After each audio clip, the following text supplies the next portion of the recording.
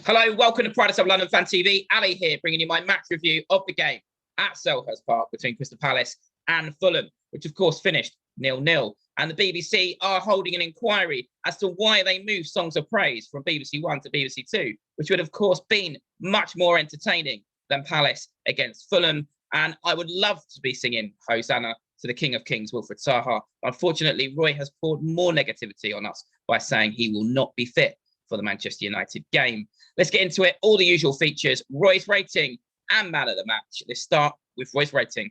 I'm going to give Roy a 6 out of 10. Look, we drew the game, so I feel like I have to at least give him a 6. The team selection was okay. Mitchell dropped to the bench, but apparently he had a knock, and we have to accept that in these quick run of games, there's going to be changes. And I did say before the game I wanted McCarthy in for Luca, but I do think Luca has been playing a bit better recently. The problem is, again, that reared its head again is his in-game management. And, you know, I don't think Eze has been playing very well the last 2 games at all, which is disappointing. I've been a big advocate of him moving into that central role, but he's been extremely disappointing and extremely ineffective.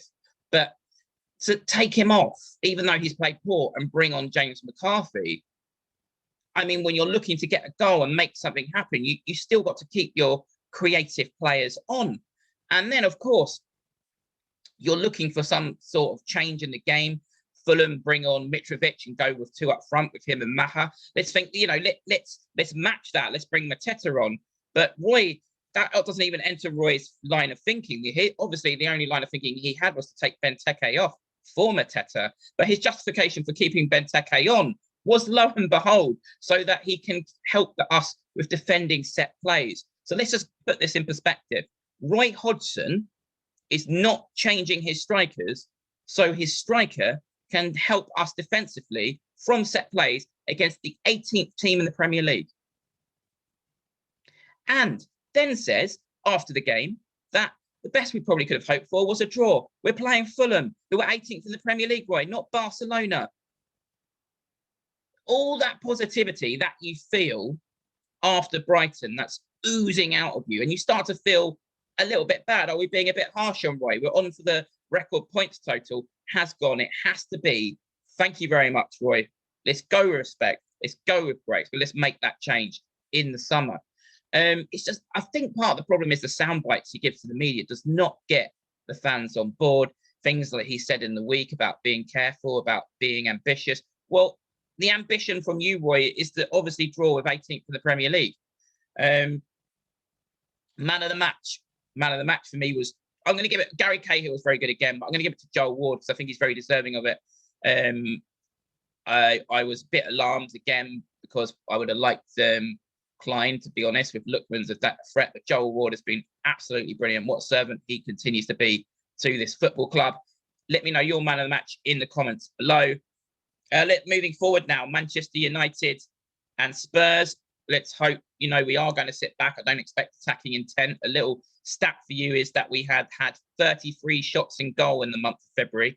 And since they've recorded the shots on goal stats in the Premier League since 2003, 2004, that is the lowest amount recorded.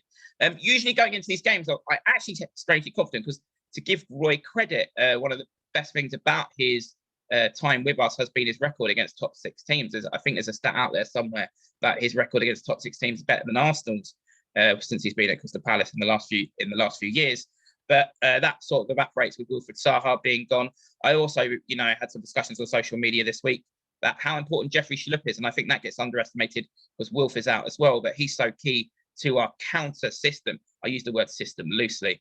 And I just don't have much hope going into the United game at all. I think that they will come out with a victory against us there. Let me know what you think, though. Who's your man of the match for the Fulham game? What do you think? Are you hopeful for the Man United game? What changes would you make to the team? As always, let me know in the comment sections below. And as always, if you've enjoyed this video, press that subscribe button.